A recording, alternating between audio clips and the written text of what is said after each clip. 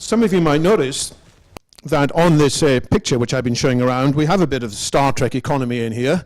So the A in here doesn't just stand necessarily for alternatives, it might stand for abundance as well. So I've got a short bit of time when I'm going to try and pull together some of the ideas that I've heard throughout the day. I'm going to emphasize some slightly different perspectives on some of the points, and then we'll lead into a general discussion at the end. So I'm here to discuss what have we learned, and what should we be doing next. So I like the emphasis on John von Neumann. He is one of my personal heroes. He was involved in the foundations of quantum mechanics, involved in the foundations of lots of branches of mathematics and economics. He also was an avid history buff, and he used to embarrass some of the professors of history at Princeton by contradicting them in discussions, and then going to find the right bit of one of the books in his library which pointed out the facts that he was asserting, and some of the professors of Princeton were a bit embarrassed to go to his cocktail parties.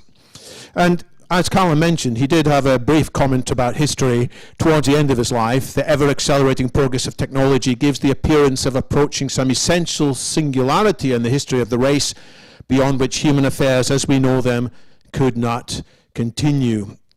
Now, he didn't, as far as I know, elaborate more on this. He didn't draw any diagrams of it, but various people have drawn diagrams of this exponential progress towards some unknown.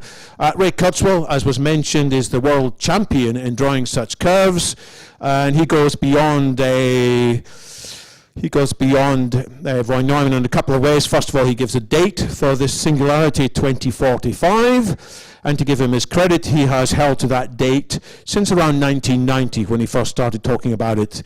And here is his book 2005, which is already now 13 years old, in which he not only gives a date, he actually explains his view as to what this wonderful, mysterious thing is. He said it's when humans transcend biology. We don't need to be afraid of the robots, he says. We will become the robots. We don't need to be worried about taking over. And I think in some ways this is a very interesting and profound and challenging set of views. I confess that some of Kurzweil's writing changed my life a bit before this. I don't agree necessarily that he should be trusted in everything he says, and I'll offer a slightly different perspective. But as was mentioned, he did suggest that by 2029 computers would pass the Turing test. At least in some ways, they would be as smart in all general conversational matters as humans. And then quite a slow takeoff by 2045. There would be so much artificial intelligence around that this profound and disruptive transformation in human capability would take place. And I think at the first approximation, something like this is broadly correct. But I want to introduce some very important caveats and changes in this view. And I would draw something much more like this in terms of technological progress. And it's not meant to be to scale, although some parts are for real. And it's not all exponential. There are some slowdowns in here. People talk about AI winters. I haven't drawn them to scale or anything. There are times when things disappoint and disappoint and disappoint. And then there are times when things seem to happen much faster and take even the experts by surprise at the quickness of progress. And I put a couple of dates on here. 1950s, when the first conference, it wasn't called AI then, it was a conference in France on machine intelligence. It's also when Alan Turing started writing and talking on the BBC about artificial intelligence. So it was a slow progress. Didn't happen as quickly as people had thought. And then, as has already been explained by Callum, there was a significant breakthrough in about 2012. What happened then is that new methods of artificial intelligence, broadly defined, turned out to be in a number of fields, and then in more and more fields, more useful than the original artificial intelligence, in which everything had to be programmed by hand. So this is AI with deep learning. The initial classical AI, good old-fashioned AI, or your grandfather's AI, as people sometimes talk about it, had to be given not only the goals but also the methods, and it was good at following the rules. Whereas in a sense with deep learning, you show it the patterns and it works out in some cases how to figure out the relationship between cause and effect. And this meant that it became a lot better at interpreting pictures. Here's one picture which is one of the first that people paid attention to when the computer looked at it and said this is a group of young people playing a game of frisbee, whereas before it would have needed to be taught an awful lot. It worked out this and picked this answer just by seeing lots of broadly similar pictures. And that's an anecdote, but there is data to back it up. Every year, every 2 years, there's something called the LSVCR, the Large Scale Visual Recognition Challenge, in which lots of different programs compete against each other, a bit like the Olympics, trying to make sense out of lots of different images. And you can see here the progress since 2010, when there were lots of mistakes made, 28.5%, up to more recently less than 10% of these changes, with 2012 being the breakthrough year in which one of the teams had applied this neural networks and got the bigger jump forward in capability than people had expected, and from then on every team used that. And we're now up in this competition to superhuman capability, because even we humans make mistakes occasionally when we classify pictures. This isn't just something theoretical, it applies across lots of fields. Recognizing traffic signs. If you don't have much time to study a traffic sign, do you know what's there? In one test here reported, humans made about one mistake in 100. Probably less than I would make, I don't know, but they're pretty good, whereas the convolutional neural networks had twice as good a performance. And what's interesting is not just they were twice as good as humans, they were 6 times better than the old-fashioned methods of AI in which you taught the software everything. So there's progress there, and it is impacting lots of different fields of occupation. This is a subset of a small part of a slide in which is being studied by doctors to figure out, is this person in need of further study in case there's cancer. It's hard for us to see it if we color bits in. This is a case in which there is a tumor which does need attention. There's also something not quite tumorous, a macrophage, which is a bit of a false positive, and it would be wrong or troubling for the person to be brought in just for that. And in this case, as reported by Google last year, an expert human pathologist was given 30 of these slides, as I said, is much bigger than this, spent 130 hours and got quite a lot of them right, but still there were some things that slipped through his attention, whereas given to software, it got a much higher error rate.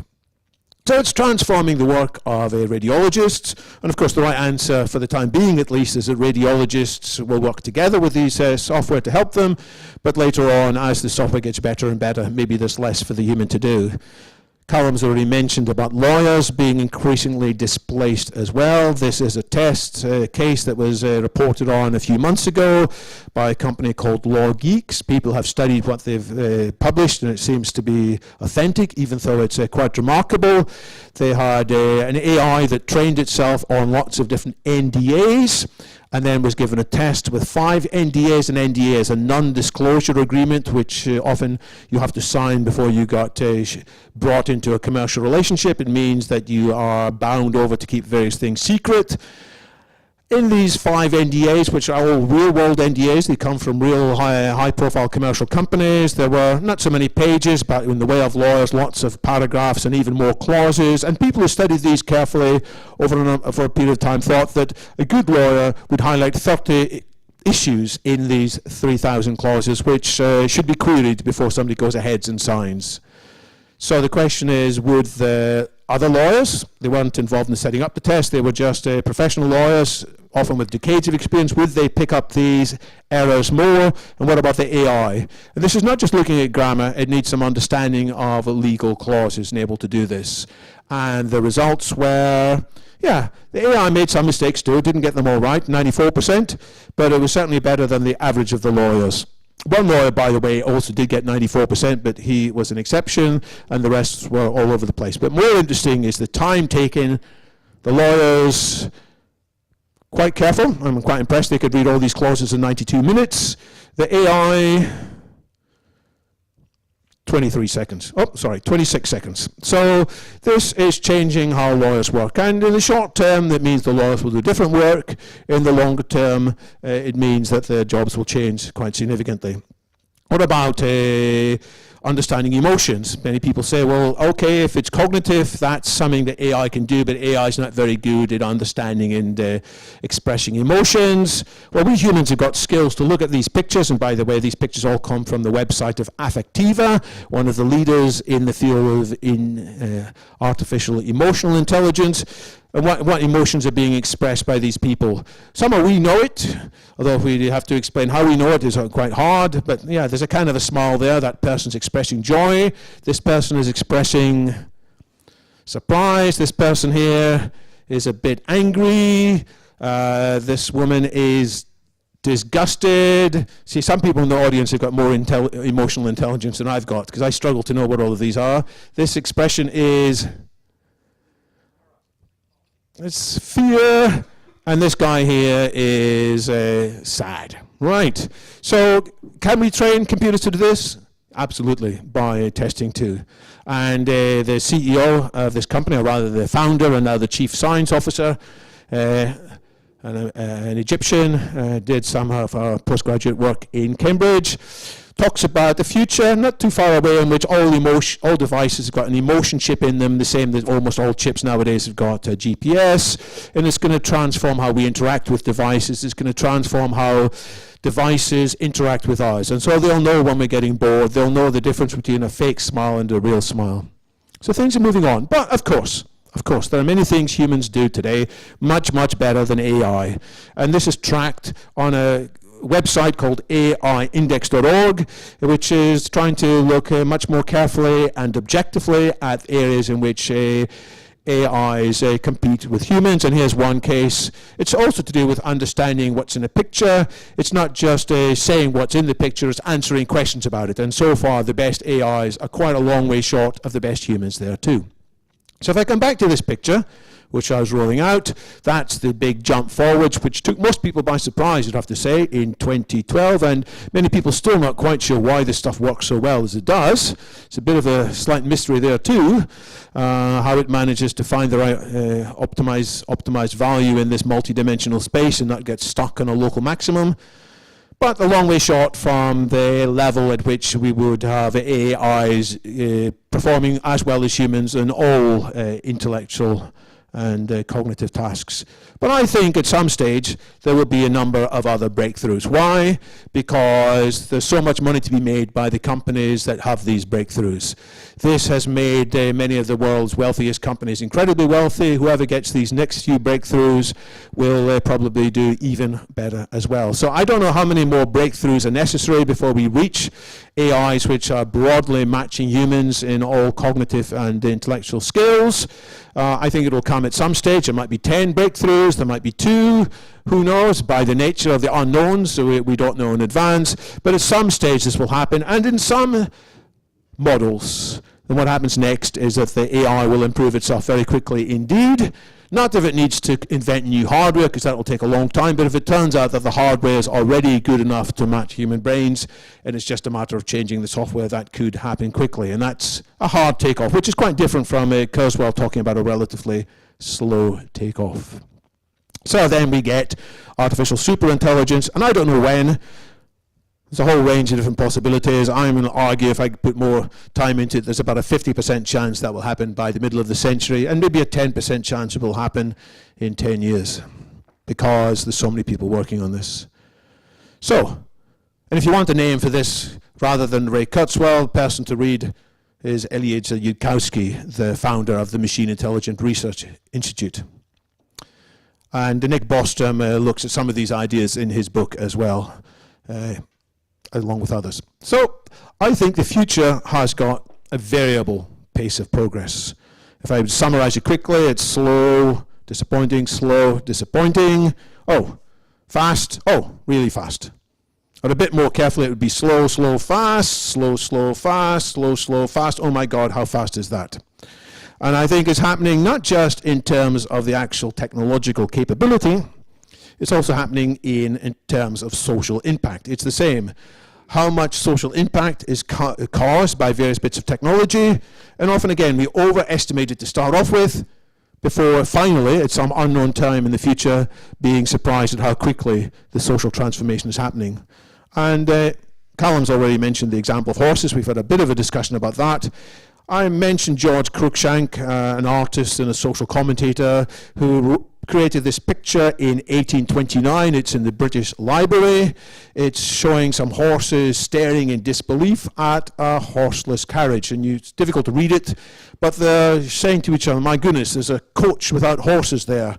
And in a drawing off the side, it's called a fiery steed. And more interesting than the horse's reaction are the dog's reactions. You have to indulge this a bit, imagining that the dogs are talking amongst themselves. They say, I think we shall have meat cheap enough. Meaning the prediction that the horses would be good for nothing but turned into dog food. So there's a prediction, fewer jobs for horses. Was this a good prediction? 1829. Well, let's look at what happened to the horse population afterwards. It went up and up and up. Why? Because there were more and more jobs for horses to do.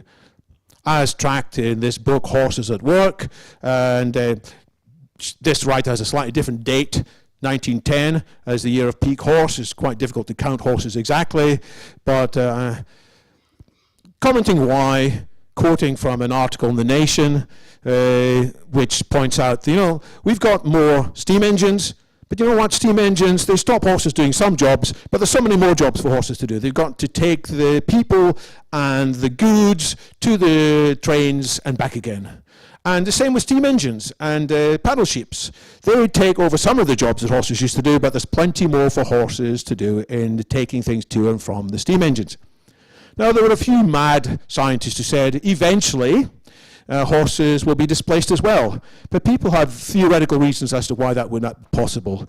So, this is tracked by Robert Gordon, who's a historian of American Industrial Revolution, who writes a lot about what he dared to call the Second Industrial Revolution, 1870, 1880, up to 1920, and so on. But he tracked the arguments that people said why horses would be safe for a long time. He said, look, 4 arguments. First of all, if we put steam engines everywhere, they're all right in railways, but if you have them coming close to cities, there's going to be fires, there's going to be terrible black smoke, they're too noisy, my God, how noisy and how heavy, they're going to destroy pavements.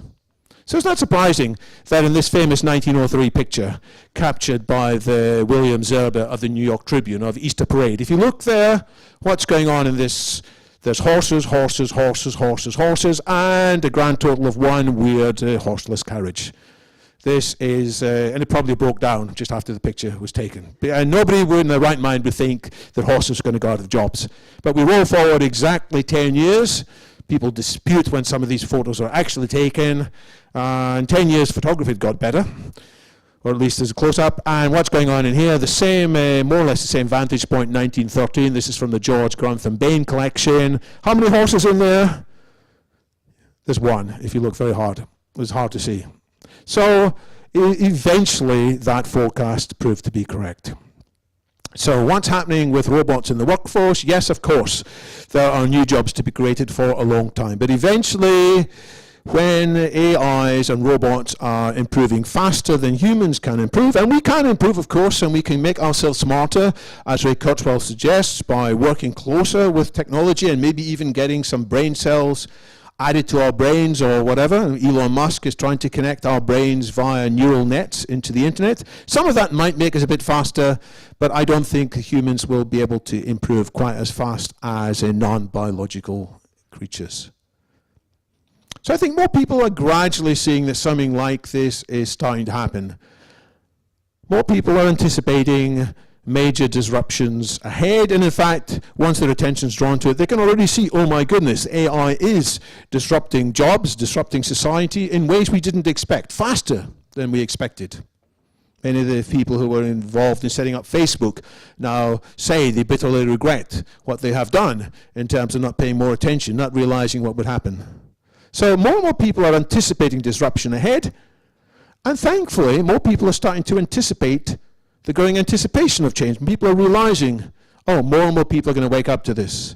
And so there is, I believe, going to be a growing appetite for the kinds of ideas we have been discussing here, including ideas about changing the social contract, whether it's UBI, whether it's a Star Trek economy, whether it is some happy blend of the two. This is the picture I like to share in terms of the possible vision for this, a new social contract. I've edited this slide since listening to Guy Standing, because he dared to use the phrase in the question and answer in the morning, the politics of paradise. I think that's what's possible, sustainable abundance for everybody, using, if we are smart, if we are organized, we can hurry up and develop better clean energy with better batteries and better distribution mechanisms.